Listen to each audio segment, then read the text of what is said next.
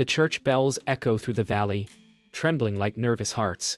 The bride stands at the altar, her fingers locked together, eyes glimmering with tears she refuses to let fall. Every gaze in the room feels heavy, waiting for perfection, yet something is off.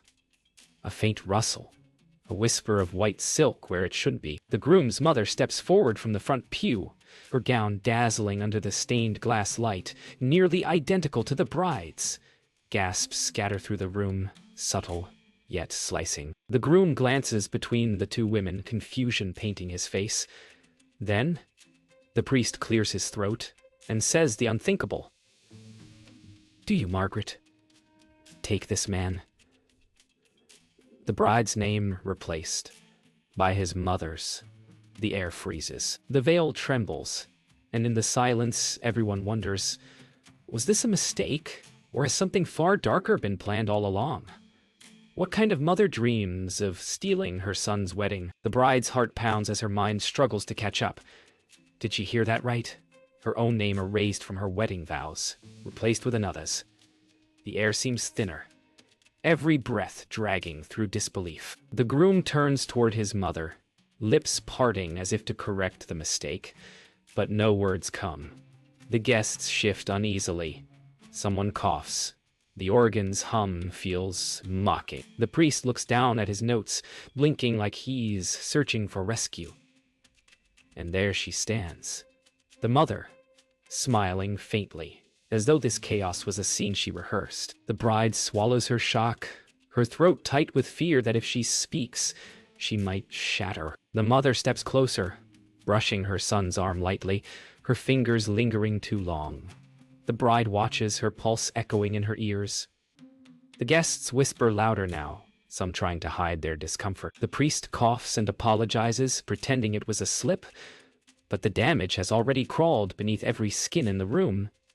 The bride's bridesmaid catches her eye and subtly shakes her head, urging calm, but calm has fled. The groom whispers something to his mother, his expression strained, but she only squeezes his hand. The gesture is tender, wrong, and deliberate. The priest clears his throat again, pretending to continue, but his voice trembles. The bride can't focus on the words anymore. All she hears is her heartbeat, and the faint rustle of the mother's gown echoing beside hers. The sound is maddening. Like two brides breathing in the same rhythm, the groom's hands remain still at his sides. His silence hurts more than the mistake. The mother glances toward the guests with feigned innocence, as if daring anyone to correct her.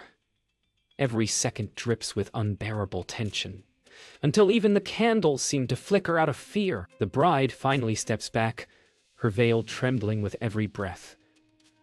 The murmurs turn into gasps as she whispers, almost too softly to hear, "Say my name." The priest freezes. The groom looks at his mother, and for a terrifying moment, it seems he's waiting for her permission. The mother only smiles, eyes glinting with victory. The bride's voice cracks into a cry that fills the chapel. "Say my name." The organ falters, the guests stand, and the groom's face drains of color. No one moves.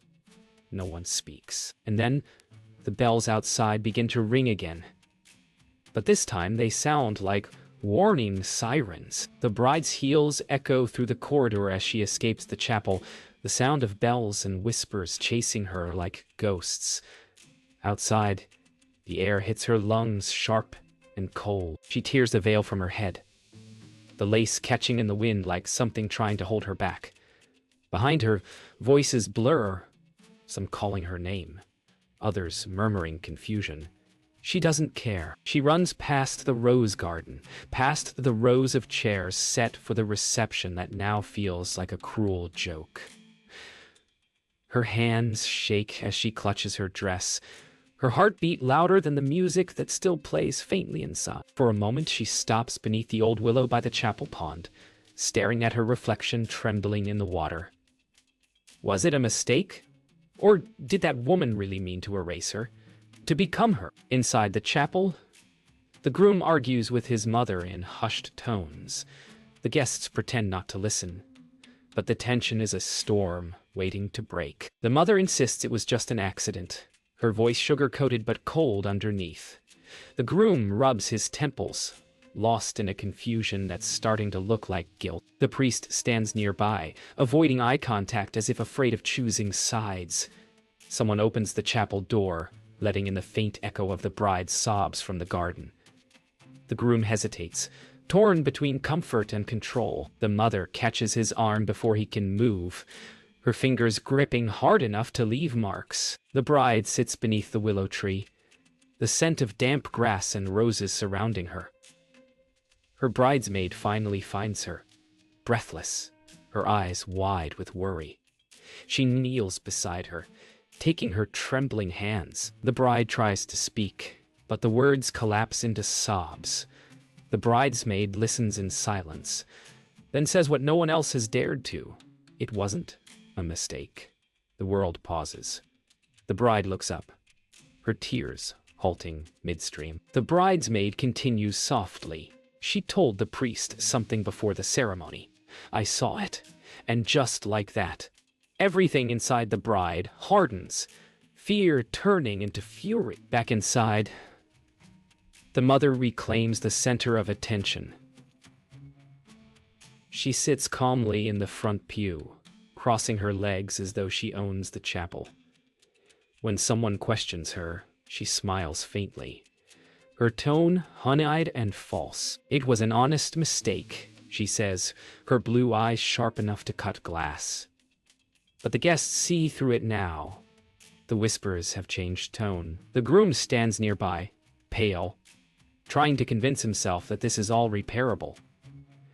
The priest clutches his ceremony notes tightly, realizing something has gone horribly wrong. And still, the mother smiles, her confidence unwavering, like a queen who believes she can't be dethroned. Outside, the bride rises, brushing dirt from her dress. Her eyes, once soft, now burn with clarity. She walks back toward the chapel with the bridesmaid at her side. Every step is slow, deliberate, a march toward truth. The wind picks up, carrying the faint echo of the organ playing again, as if the ceremony never stopped. She grips the chapel door handle and pauses, her breath steady, but her heart racing. The bridesmaid whispers, "Are you sure?" The bride nods. "It's my wedding, and I'm taking it back." She pushes the door open, the hinges creaking like a warning bell. The heavy chapel doors creak open, silencing the murmurs inside. The bride steps through, her face streaked with tears but her spine straight as a blade. Every eye turns toward her. The groom's head jerks up, relief flickering before guilt smothers it. The mother's smile fades, replaced by a sharp, watchful stillness. The bride's voice trembles at first, then steadies. "We're not finishing this ceremony until we tell the truth." The priest looks terrified, glancing between them. The guests hold their breath. The mother stands, her dress gleaming under the candlelight like armor. "Darling, please," she purrs. "You're making a scene." But it's already too late. The scene has become her downfall's beginning. The groom steps forward, his hands shaking. "Mom," he begins, his voice breaking. Did you give the priest your name?" The room tightens with silence. The mother laughs lightly, pretending not to understand. "You think I'd do that?" she says, touching his cheek like he's a child again. He flinches. The bride watches, her stomach twisting at the sight, the same soft manipulation that's ruled him his entire life. The priest lowers his gaze, guilt flickering in his eyes. The guests exchange uneasy glances. And for the first time, the groom realizes that the mother's touch doesn't comfort him anymore. It chains him. The mother turns toward the guests, her voice silky and calculated. "Everyone knows how nervous brides can be," she says sweetly. She must have misheard, but the tone is laced with venom. The bride steps closer, her heels clicking like small thunderclaps on the marble floor. "Well, I didn't mishear," she replies softly. "You wanted my place." The room gasps. The groom looks at his mother, desperate for her to deny it. But she doesn't. Her eyes narrow instead, an almost imperceptible smirk tugging at her lips. The truth doesn't scare her. Exposure never does when you think you can't lose. The groom finally steps between the two women. His voice trembles as he speaks. "Stop it," he pleads. But his words hold no weight. The mother looks up at him, tears beginning to form. Weaponized, practiced tears. "I only wanted to protect you," she whispers. The bride stares, her voice quiet but fierce. "From what? From love." For a moment, the groom sees it all clearly. The control disguised as care, the guilt woven into affection. His mother's tears don't move him this time. They only make him realize how much he's already lost. The groom turns toward the priest, voice trembling. "Tell me what happened." The priest's hands shake as he pulls out the small card used for the vows.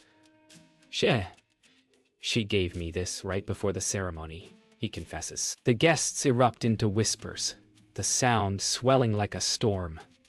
The mother's mask cracks, her calm replaced by pure panic. The groom stares at her, his face pale, his faith crumbling in real time. The bride doesn't move, doesn't gloat. She only watches the moment her truth finally breathes. The mother tries to speak, but no one listens. Her power drains from the room like the last flicker of a dying candle. The chapel feels colder now, filled with the whispers of shattered illusions. The mother sinks back into the pew, her once perfect posture trembling. The priest still clutches the card, unable to look anyone in the eye. The bride steps forward slowly, the echo of her footsteps steady and sure. Her voice cuts through the murmurs. "You lied to everyone, but not for long." She glances toward her bridesmaid, who stands near the first pew, holding something in her hand. A phone.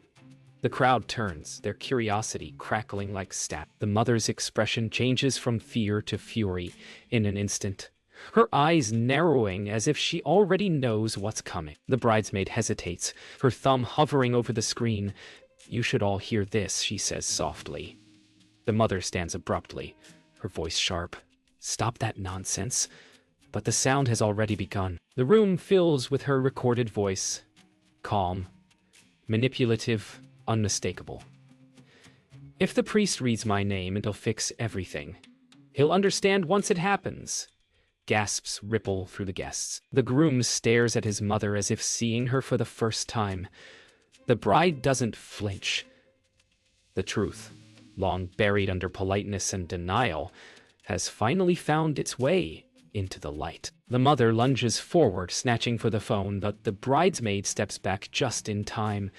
Her voice shakes with anger. "You planned to take her place." The mother's composure shatters. Her voice rises, trembling between rage and desperation. "He's my son. I raised him. No one will love him like I do." The words echo too loud, too raw, and too revealing. The groom flinches, as if struck. The bride feels tears well, but holds them back, unwilling to let pity soften her resolve. The mother's truth spills uncontrollably now, like poison finally leaving the wound. The priest finally intervenes, his voice breaking through the tension. "That's enough," he says firmly, stepping between them. The phone continues to play, the mother's voice whispering confessions she can no longer deny. The groom's shoulders slump under the weight of it. "You were supposed to be happy for me," he says softly, his voice trembling. The mother's lips tremble, her pride crumbling. "I just wanted to keep you close," she whispers, but no one answers. The chapel, once filled with love and blessings, now holds only the quiet sound of heartbreak unraveling. The phone finally goes silent. The mother sinks to the floor, her gown pooling around her like fallen feathers. The guests avert their eyes, ashamed to have witnessed it. The groom bends down, his voice barely a whisper. "You didn't lose me, Mom. You pushed me away."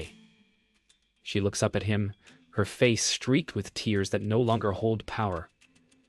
The bride reaches for his hand, and for the first time, he doesn't hesitate. The moment is small, fragile, but real. A quiet choice made in front of everyone. The mother watches hollow, as the love she tried to control slips forever from her grasp. Silence lingers in the chapel like a fog that refuses to lift. The priest remains by the altar, staring down at the vows card still in his trembling hands. The guests whisper softly, unsure whether to stay or leave. The bride stands beside the groom, their fingers intertwined, both weary but unbroken. The priest takes a deep breath, his voice fragile. "There is something you all should know," he begins, his eyes flicking toward the mother, now seated weakly in the front pew. "She told me the bride wanted to surprise her groom. She insisted on changing the name herself." Murmurs rise again. The bride's eyes widen in disbelief. The mother looks away, her lips pressed tightly together. The priest lowers his gaze, guilt washing over him like a confession too late. The bride's voice breaks the silence, trembling but firm. "You believed her? Without asking me?"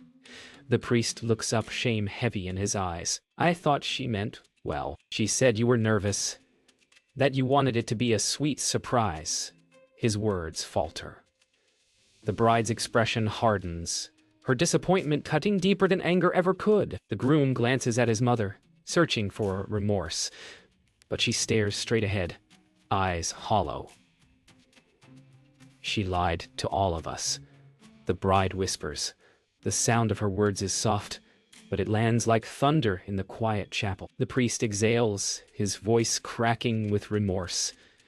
"I should have known," he says. "When she handed me the card, her hands were shaking, but her smile, it didn't match her words." The guests murmur softly. No one dares interrupt. The bride looks at him, tears glimmering in her eyes, but not of pity, of exhaustion. The mother finally speaks, her voice hoarse. "I only wanted him to be happy." The groom turns toward her, his tone quiet but firm. "You mean you wanted him to stay yours?" Her eyes close. The truth finally sinks deep. No longer a weapon, but a wound she inflicted on herself. The priest steps closer to the bride, lowering his head. "I can't undo what happened, but I can set it right." His voice carries the weight of redemption sought too late. He places the vows card on the altar, its ink smeared by nervous fingers. "Say your names," he whispers. The bride looks to the groom, uncertain, but his eyes tell her everything. He's ready. Together, they speak their names aloud, their voices echoing through the hollow space. It's not a ceremony anymore. It's a reclaiming. The mother bows her head, tears slipping silently down her cheeks. When the words fade, the priest exhales deeply, his shoulders heavy with guilt but lighter somehow, as though honesty has cleansed the air. The groom gently turns toward his mother, his voice barely above a whisper. "I forgive you," he says, "but I can't forget." The mother looks up, her eyes swollen from crying. She nods, but her silence feels final. The bride takes her husband's hand again, both trembling, both resolute. The priest looks at them and gives a small nod. Outside, the first drops of rain begin to fall against the chapel windows. Quiet, cleansing, and cruelly beautiful. The storm outside deepens, thunder rumbling like an angry heartbeat. The chapel lights flicker, casting the room in trembling shadows. The bride steps forward, her voice steady, but electric with emotion. "You tried to take everything from me," she says, facing the mother. "My wedding, my vows, even my name." The groom stands beside her, silent, his jaw tight. The guests whisper, shifting uncomfortably in their seats, caught between sympathy and shame for having watched it all unfold. The mother lifts her head slowly, defiant even in ruin. "You stole him from me first," she spits. The words hang heavy, sharp as glass. The bride doesn't blink. No, I just loved him differently. The way you never could. The guests begin to whisper. Louder. Phones raised discreetly, recording what feels like a moment too raw to be real. The bride doesn't flinch. She wants the truth seen, remember. The mother looks around, realizing the crowd that once adored her now stares with judgment instead. You all think I'm the villain, she cries, her voice cracking. I just wanted him safe. The groom takes a step forward. Safe from what? From being loved. His words slice through the noise, leaving silence in their wake.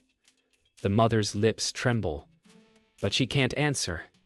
The bride lowers her gaze, whispering to herself. Now everyone knows. The priest tries to calm the room, but the energy has changed. This is no longer a wedding. It's a reckoning. The bride turns toward the congregation, her voice trembling but resolute. This was supposed to be a day of love, she says softly. But love can't live where control takes root. The crowd falls silent. The mother lowers her eyes for the first time, shame catching up to her pride. The groom steps closer to the bride, wrapping his arm around her waist, as if grounding her against the chaos. Together, they face the crowd, united not by ceremony but by truth. The mother stands abruptly, the pew creaking under her weight.